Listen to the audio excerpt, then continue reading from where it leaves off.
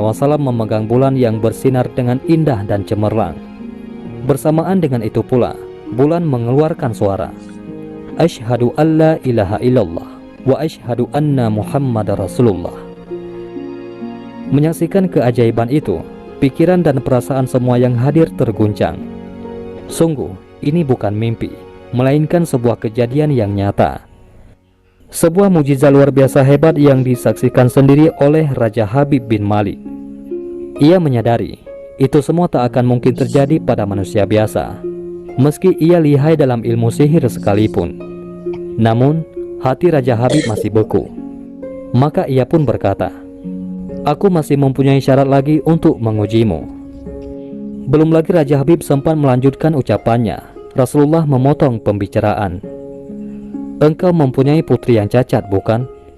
Sekarang Allah Subhanahu wa Ta'ala telah menyembuhkannya dan menjadikannya seorang putri yang sempurna." Raja Habib pun terkejut karena tidak ada siapapun yang tahu penyakit anaknya itu, yaitu lumpuh dan matanya buta, kecuali orang-orang istana dan mereka yang dekat dengannya saja. Mendengar itu, betapa gembiranya hati Raja Habib.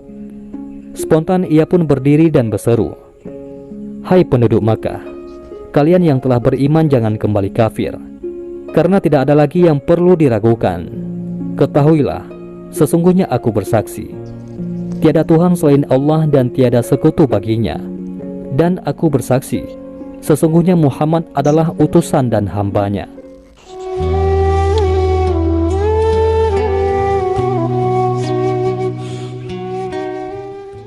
Penduduk Taif melemparnya dengan batu, lempar dengan kemarahan, lempar dengan segala hal. Apa kata Nabi? Karena alam nashrah laka sadrak, kata Nabi, "Ya Rab."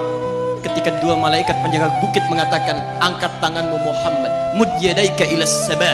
Angkat tanganmu ke langit dan mohonkan kepada Allah supaya kami angkat gunung Taif untuk menghimpit mereka yang tidak punya sopan santun itu. Murka malaikat. Bagaimana Rasulnya dilempar dengan batu, berdarah menetes, bentengnya Zaid bin Thabit luar biasa, tidak mampu menghalanginya. Apa yang terjadi? Nabi, alam nashrah laka sadrak. Kalimat mulia mengalir di lisannya. La, mohon jangan lakukan itu. Fa innahum qaumun la ya'lamun. Mereka hanya belum mengetahui saja. Saya bermohon kepada Allah, kelak di bumi Taif ini akan nampak laki-laki, perempuan, besar, kecil, tua, muda yang akan mengatakan beriman kepada Allah dan Rasul. Lalu lantas beliau berkata kepada Allah dengan kalimat yang mengalir syahdu, dengan darah yang masih mengucur, dengan kalimat yang berbelas kepada Allah, "Ilahi, ila man tukiluni, am ila ba'idin yu'limuni, a ila qaribin yu'zini, fa ana radin ya Rab, ma lam taghdab alayya, la hawla wa la quwwata illa billah." Ilahi, duhai Allah, ila man tukiluni, setelah dari sini yang saya dilempari, saya dihujat, kemana lagi engkau akan antarkan saya? A'ila qaribin yu'thini, apakah ke tempat yang dekat dari sini dan saya akan disakiti lagi? Am ila ba'idin yu'limuni, atau tempatnya masih jauh yang harus saya tempuh, tapi di tempat itu saya akan dihinakan lagi? Ana radin, saya ridha ya Allah, malam taghdab alayya, sepanjang engkau yang tidak murka kepada saya. Alam nashrah laka sadrak. Manusia melempari, radin. Manusia menghujat, radin. Malam taghdab alayya, sepanjang engkau tidak murka kepada saya. Muhammad sallallahu alaihi wasallam.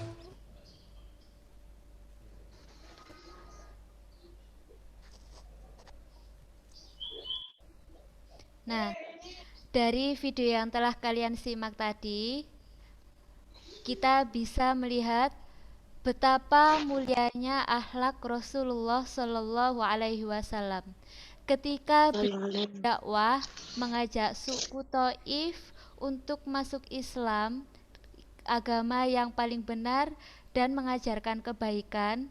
Tapi apa yang dilakukan suku Taif kepada Rasulullah? Suku Taif malah melempari beliau dengan batu. Namun apa yang dilakukan oleh Rasulullah? Apakah dia balas melempar atau mendoakan keburukan untuk suku Taif? Tidak. Beliau malah mendoakan kebaikan untuk suku Taif.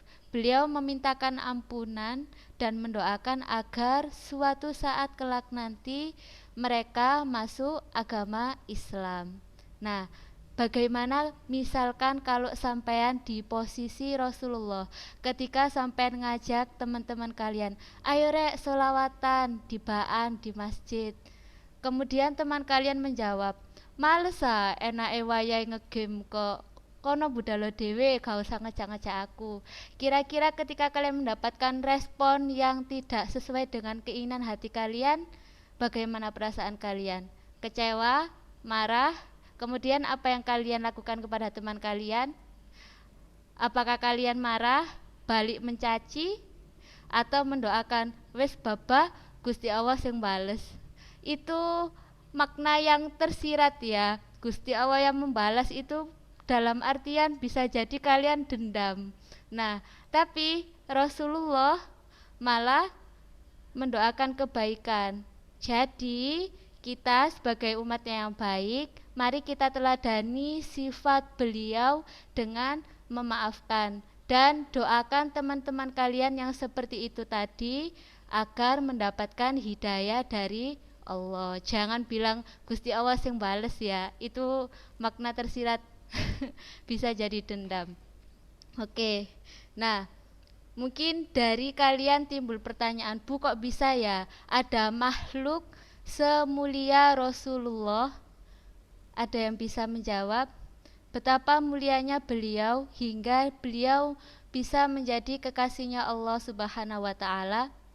Hal ini sesuai dengan Quran surat Al-Anbiya ayat 107 yang artinya, dan tidaklah kami mengutus kamu melainkan untuk menjadi rahmat bagi seluruh alam. Jadi Rasulullah ini mendapatkan julukan rahmatan lil alamin. Betapa mulianya beliau sehingga mendapatkan julukan rahmatan lil alamin, karena beliau adalah sebaik-baiknya khalifah di muka bumi ini. Nah, jadi rugi sekali kita jika kita tidak mencintai makhluk semulia beliau. Nah, kembali lagi kepada pertanyaan yang pertama tadi, apa buktinya kalau kalian cinta kepada Rasulullah? Bagaimana cara membuktikannya? Yang pertama tadi, seperti yang sudah kita simak di video, betapa mulianya akhlak beliau. Maka sebagai umatnya, mari kita tiru dan meneladani akhlak beliau yang begitu mulia. Kemudian, hanya itu sajakah? Yang kedua, perbanyaklah sholawat. Seperti dalam hadis riwayat Rasulullah Shallallahu Alaihi Wasallam yang diriwayatkan oleh Imam Muslim, yang artinya setiap nabi memiliki doa yang dia panjatkan, maka aku berkeinginan untuk menyimpan doaku sebagai syafaat bagi umatku. Itu adalah ucapan Rasulullah, bahwasannya beliau mendoakan kita sebagai umatnya, padahal kita belum ada, belum lahir, tapi Rasulullah sudah mendoakan kita agar kita mendapatkan syafaatnya kelak di akhirat. Jadi rugi sekali kita sebagai umatnya jika kita tidak mencintainya, karena keutamaan mencintainya tadi, selain kita bisa meniru akhlak beliau, kemudian kita membaca sholawat pun kembali mendapatkan doa. Jadi jika kita tidak mencintainya dan tidak bisa membuktikannya, kita sendiri yang rugi, bukan Rasulullah ya. Karena manfaat mencintai Rasulullah, manfaat membaca sholawat, memperbanyak sholawat dan meneladani akhlak mulia beliau adalah keuntungannya untuk kita sendiri.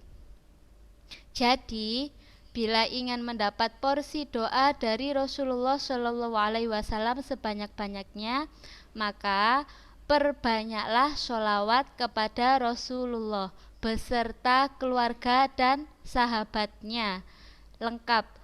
Jadi bacanya Allahumma sholli ala Sayyidina Muhammad wa ala alihi wa sahbihi ajma'in. Kenapa harus lengkap? Karena sebagai bentuk terima kasih kita atas ajaran Rasulullah yang sampai kepada kita melalui jasa para keluarga dan sahabatnya. Nah, jadi sudah tahu ya bagaimana cara membuktikan cinta kita kepada Rasulullah. Yang pertama, perbanyaklah membaca sholawat agar kita mendapatkan syafaat Rasulullah di akhirat kelak. Kemudian yang kedua, kita teladani akhlak mulia beliau. Bagaimana Bu cara meneladani akhlak beliau yang begitu sempurna, sedangkan kita hanyalah manusia yang tidak luput dari khilaf dan dosa. Ya, ada ungkapan bahwasannya manusia itu tidak luput dari khilaf dan dosa. Ya, kita harus usaha karena Rasulullah adalah khalifah terbaik di bumi dan kita sebagai umatnya adalah sebaik-baiknya umat, khairul ummah. Nah, di dalam ajaran NU Nahdlatul Ulama kita sudah diajarkan tentang mabadi khairu ummah. Apa itu mabadi khairu ummah? Mabadi khairu ummah adalah sikap sosial kemasyarakatan NU yang terdiri 4 sikap. Sikap yang pertama yakni as-sidqu. Apa artinya as-sidqu? As-sidqu yaitu kejujuran, kebenaran, dan kesungguhan. Nah, jadi ketika sampean daring sekarang disuruh adminnya absen, kemudian masuk Zoom, masuk. Tapi ketika sampean sudah masuk, videonya, layarnya sampean sembunyikan, terus sampean tinggal aktivitas yang lain. Apakah itu termasuk jujur? Tidak ya. Jadi, ayo mulai dari sekarang yang videonya masih disembunyikan bisa dibuka. Biar teman-temannya yang lain tahu wajah kalian yang cantik-cantik dan ganteng-ganteng dan bisa saling kenal meskipun via daring. Nah, itu sikap yang pertama. Jadi kita harus jujur, kemudian kesungguhan dan kebenaran. Tadi makna dari as-sidqu. Yang kedua, yakni al-amanah wal wafa bil ahdi. Apa itu al-amanah wal wafa bil ahdi? Yaitu melaksanakan semua beban yang harus dilakukan, terutama hal-hal yang sudah dijanjikan. Jadi, kalau kalian ingin menjadi khairul ummah, sebaik-baiknya umat, maka ketika sampean membuat janji, maka harus ditepati. Ketika sampean mendapatkan tugasnya jangan lupa ya, besok hari Jumat dikumpulkan resum dari tata tertib sampai materi ke-NU-an jangan lupa. Nah, tapi ketika sampean daring sudah selesai, kemudian sampean tinggal aktivitas lain, tidak langsung dikerjakan tugasnya, sehingga pas hari Jumat ketika diminta tugasnya, loh iya saya lupa Pak. Berarti sampean sudah mengingkari diri kalian sendiri sebagai siswa, karena siswa itu memang sudah kewajibannya mengerjakan tugas. Jadi janji apapun itu ditepati ya, agar kita bisa menjadi khairul ummah, sebaik-baiknya umat. Pun dari pertama ada asidku, yang kedua menepati janji, yang ketiga ada al-adalah. Apa itu al-adalah? Al-adalah adalah objektif, proporsional, dan taat asas, atau bisa disebut dengan menempatkan segala sesuatu pada tempatnya. Jadi sebagai khairul ummah, kita sebagai umat yang terbaik harus menempatkan segala sesuatunya pada tempatnya. Waktunya daring ya daring, waktunya makan ya makan, waktunya istirahat ya istirahat, biar kita bisa bertanggung jawab pada diri kita sendiri dan menjaga diri kita. Kalau sampean waktunya makan kok ditinggal ngegame, kemudian waktunya istirahat ditinggal main, nanti kalau kalian sakit, siapa sendiri yang rugi? Kalian sendiri kan? Nah, di poin mabadi khairu ummah yang terakhir ada istiqomah. Ini sudah sering didengar ya, tidak asing lagi. Apa itu istiqomah? Istiqomah yaitu teguh dan konsisten.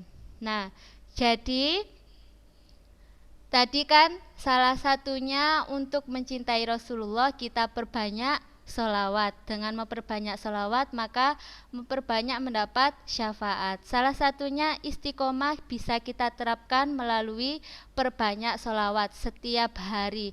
Bahkan ketika sampean sholat, pas terakhir sebelum salam yang dibaca itu apa? Sholawat kan?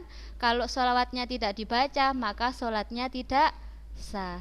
Nah, jadi untuk menjadi sebaik-baiknya umat dan bisa meneladani Rasulullah, kita bisa menerapkan mabadi khairu ummah ini tadi. Sikap sosial kemasyarakatan ada apa saja tadi? Yang pertama as-sidqu, kejujuran. Yang kedua al-amanah wal wafa bil ahdi, yaitu menepati janji. Kemudian yang ketiga al-adalah, menempatkan segala sesuatu pada tempatnya. Dan yang terakhir istiqomah. Nah, kenapa sih kita harus mengikuti ajaran NU? Ada yang bisa menjawab? Nah, kalian harus bersyukur sekali, dan kalian dengan memilih sekolah ini sudah sangat tepat sekali, karena sekolah kita mengikuti NU. Apa sih NU itu?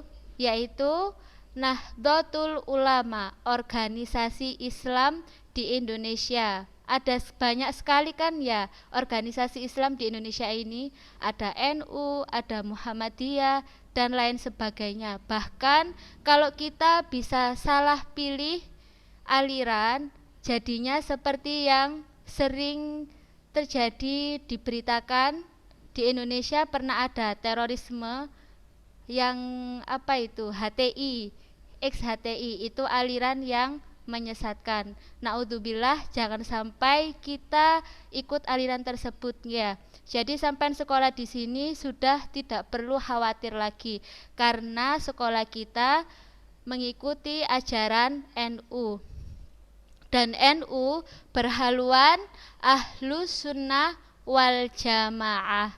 Jadi kenapa kita harus mengikuti NU? Karena NU berhaluan Ahlus Sunnah wal Jamaah. Apa itu Ahlus Sunnah wal Jamaah? Ada yang tahu? Ahlu artinya golongan. Kemudian sunnah. Apa itu sunnah? Ucapan, perbuatan, dan ketetapan Nabi baginda Rasulullah Shallallahu Alaihi Wasallam. Kemudian wal jamaah itu artinya golongan. Jadi Ahlus Sunnah wal Jamaah yaitu golongan yang mengikuti ajaran Rasulullah Shallallahu Alaihi Wasallam, baik itu ketetapan, perbuatan maupun perkataannya baginda Rasulullah Shallallahu Alaihi Wasallam. Apa buktinya Bu kalau Ahlus Sunnah wal Jamaah, kalau NU itu berhaluan Ahlus Sunnah wal Jamaah? Nah, mari kita lihat silsilah keilmuan ajaran NU yang bersumber dari Rasulullah Shallallahu Alaihi Wasallam yang dibawa oleh para ulama. Di sini bisa kita lihat dari atas, dari Rasulullah kemudian ke Anas bin Malik hingga Imam Hambali, yang dari bawah dari Rasulullah ke Ibnu Umar yang disampaikan oleh Ibnu, dari apa yang diucapkan Rasulullah kemudian disampaikan oleh Ibnu Umar bin Khattab, kemudian disampaikan lagi ke Imam Nafi, kemudian disampaikan lagi ke Imam Hanafi. Dari bagan tersebut ada 4 nama imam yang dijadikan sebagai kiblatnya amaliyah NU yang disebut dengan 4 mazhab. Ada yang tahu siapakah saja itu? Yang pertama yaitu Imam Maliki, yang kedua Imam Syafi'i, yang ketiga Imam Hambali, yang keempat Imam Hanafi. Nah, 4 imam inilah yang dijadikan sebagai kiblatnya amaliyah NU. Maksudnya amaliyah NU yaitu yang seperti Ibu sampaikan tadi, salah satunya mabadi khairu ummah. Jadi warga NU dalam melakukan amaliyah atau kegiatan apapun itu sumbernya langsung dari Rasulullah yang disampaikan oleh para ulama. Jadi kita sebagai warga NU, sebagai umat Rasulullah Shallallahu Alaihi Wasallam harus banyak-banyak bersyukur karena kita tidak sampai salah ajaran, salah aliran. Kita sudah berada di aliran yang tepat. Dan tugas kita, apa tugas kita tadi? Kita banyak-banyak memperbanyak sholawat dan meneladani akhlak Rasulullah Shallallahu Alaihi Wasallam. Karena keuntungannya kembali lagi kepada kita, tidak kepada orang lain ataupun malah merugikan. Justru kalau kita tidak mengikuti ajaran beliau, malah kita sendiri yang merugi. Ya, pun dari yang Ibu sampaikan dari awal sampai akhir, mungkin ada yang ingin ditanyakan. Jika ingin ada yang bertanya atau kurang paham, bisa chat di via Zoom. Ada yang chat? Tidak ada. Oke, kalau tidak ada yang bertanya, Ibu kasih tugas ya. Tugas yang pertama sama seperti pemateri sebelumnya, yaitu resum materi yang dikumpulkan besok hari Jumat. Oke, itu tugas yang pertama. Kemudian tugas yang kedua, buatlah video sholawat badar minimal 3 bait. Tahu maksudnya? Bukan 3 bait, 3 ref. Itu terserah kalian bentuk format videonya. Boleh pakai alat musik, boleh original, atau sesuai kreativitas kalian masing-masing. Kemudian di-upload di Instagram masing-masing dengan disertai nama, kelas, kemudian bisa hashtag MPLS SMK YPM 11 Wonoayu. Jangan lupa ngetag Instagramnya SMK YPM 11 Wonoayu Sidoarjo dan YPM sepanjang. Pun mungkin dari yang Ibu sampaikan sudah jelas ya. Mungkin sebagai motivasi ada kata-kata yang Ibu ambil quotes dari Kiai Haji Hasyim Asy'ari yang bunyinya, agama dan nasionalisme adalah 2 kutub yang tidak berseberangan. Nasionalisme adalah bagian dari agama dan keduanya saling menguatkan. Jadi kita sebagai khairul ummah selain cinta Nabi juga harus cinta tanah air. Bagaimana caranya? Yaitu tadi dengan memperbanyak sholawat, kemudian teladani akhlak beliau. Oke? Pun selanjutnya Ibu kembalikan lagi kepada Ibu Lina selaku moderator. Ibu akhiri, kurang lebihnya mohon maaf. Wallahul muwafiq ila aqwamit thoriq. Assalamu alaikum warahmatullahi wabarakatuh.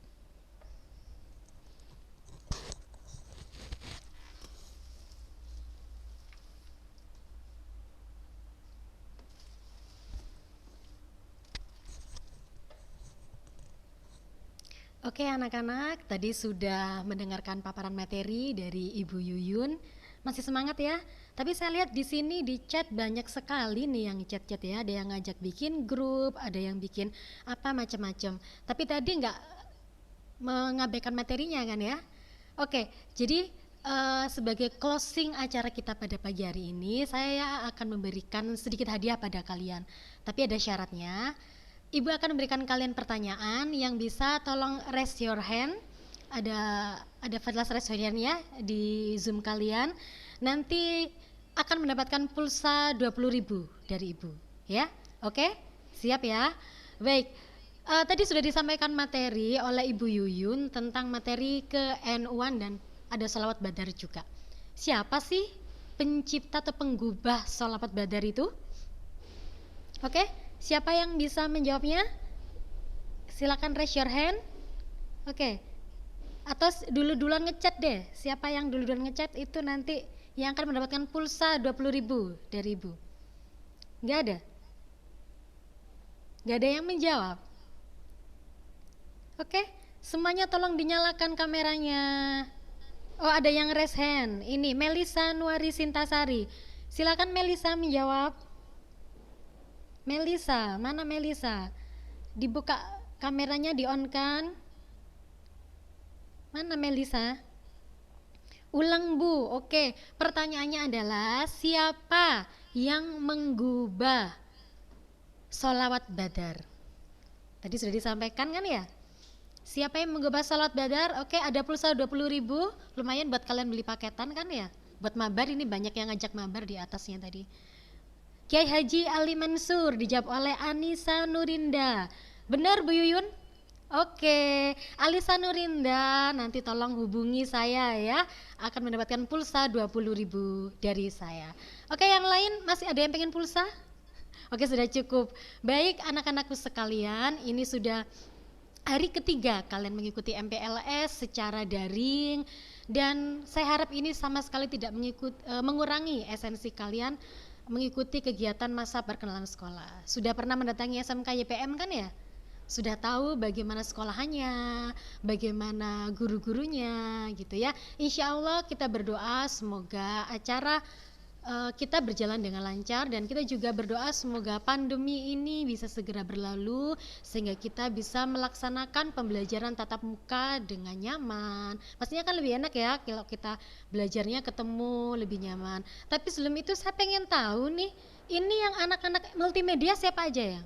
Saya absen dulu ya, coba yang anak multimedia ngechat dong MM gitu. Ada banyak. Kok hanya 40 ya partisipannya? Yang lain mana teman-temannya? Anak-anakku sekalian, seperti yang tadi disampaikan oleh Ibu Yuyun, bahwa tugas kalian sebagai siswa adalah belajar dan mengikuti semua aturan di sekolah. Karena sekarang ini aturan di sekolah adalah kalian diwajibkan untuk mengikuti MPLS, ya kalian harus mengikuti dengan baik gitu ya. Tolong disampaikan ke teman-temannya yang 40 anak, hanya ada 40 ya, yang lainnya tolong disampaikan untuk mengikuti kegiatan MPLS-nya. Gitu mungkin bisa saling berkenalan. Kemarin saya mau nyapa anak saya, Dea Mareta. Ada siapa lagi kemarin? Ada Afika, ada Patricia Bila, kemudian satunya siapa kemarin? Oke, hari ini mungkin cukup sampai di sini pertemuan kita. Kalian harus tetap jaga kesehatan, makan yang banyak, istirahat yang cukup, perbanyak buah dan perbanyak sayur. Banyak air putih yang banyak. Dan kalau kalian merasa sedang tidak sehat, jangan kemana-mana, di rumah saja. Walaupun mungkin belum positif, tetap di rumah saja. Karena kalian kondisinya tidak baik, kalian keluar rumah, kalian akan semakin mudah terkena virus, gitu ya. Baik, sebelum kita mengakhiri MPLS kita pada pagi hari ini, kita akan membaca doa akhir penutup majelis. Bismillahirrahmanirrahim. Allahumma sholli wa sallim ala Sayyidina Muhammad wa ala ali Sayyidina Muhammad walhamdulillahi rabbil alamin. Allahumma inni astaudi'uka ma'allamtani fardudhu ila inda hajati ilaihi wala tunsinihi ya rabbal alamin.